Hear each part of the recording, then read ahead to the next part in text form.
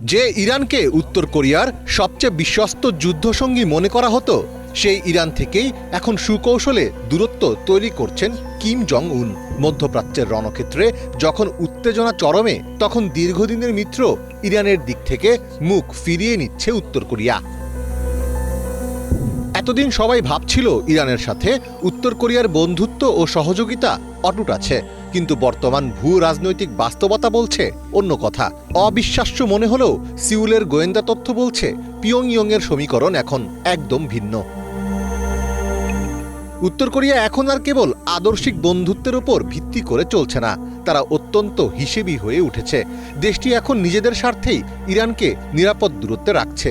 গোয়েন্দা তথ্য বলছে ২৮ ফেব্রুয়ারি ইরানে বড় ধরনের যুদ্ধাবস্থা শুরু হওয়ার পর থেকে উত্তর কোরিয়া এখন পর্যন্ত তেহরানে কোনো নতুন সামরিক সরঞ্জাম বা মিসাইল পাঠায়নি।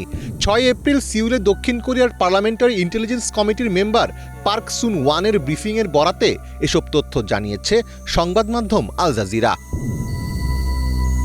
পার্ক সুন ওয়ানের ব্রিফিং অনুযায়ী উত্তর কোরিয়া তাদের চিরচেনা মিত্র ইরানের প্রতি আগের মতো আর উষ্ণতা দেখাচ্ছে না, আর এর সপক্ষে তিনি বেশ কয়েকটি অকাট্য প্রমাণ দিয়েছেন। উত্তর কোরিয়া কেবল যে ইরানকে অস্ত্র বা রসদ সরবরাহ বন্ধ করেছে তাই নয়, বরং তারা তাদের এই দীর্ঘদিনের মিত্র থেকে দূরত্ব বজায় রাখার স্পষ্ট লক্ষণ দেখাচ্ছে।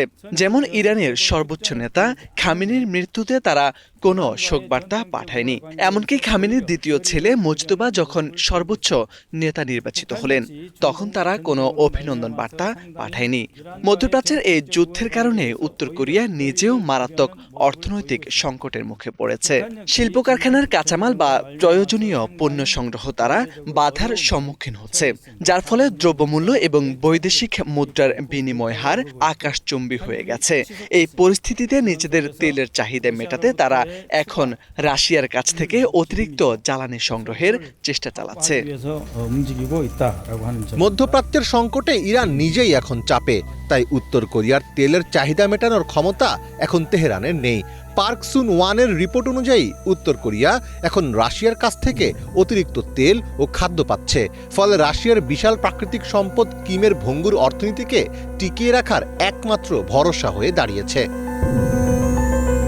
এছাড়া ২০২৪ সালে রুশ প্রেসিডেন্ট ভ্লাদিমির পুতিন ও কিম জং উন একটি কম্প্রিহেন্সিভ স্ট্র্যাটেজিক পার্টনারশিপ সই করেছেন। এর মানে হলো, যদি উত্তর কোরিয়া আক্রান্ত হয় তবে রাশিয়া সরাসরি যুদ্ধে জড়িয়ে পড়বে, কিন্তু ইরানের সাথে উত্তর কোরিয়ার এমন কোনো আনুষ্ঠানিক বা শক্তিশালী প্রতিরক্ষা চুক্তি নেই। বিশ্লেষকদের মতে কিম জং উন সম্ভবত ডোনাল্ড ট্রাম্পের সাথে ভবিষ্যতে আলোচনার একটি সুযোগ তৈরি করতে চাচ্ছেন। ইরানের সাথে খুব বেশি ঘনিষ্ঠতা দেখালে ওয়াশিংটনের সাথে দর কষাকষিতে নেতিবাচক প্রভাব পড়তে পারে, যা পিয়ংইয়ং এই মুহূর্তে নিজেদের স্বার্থেই এড়াতে চায়। মীর ফজলে রাব্বি, বাংলা ভিশন।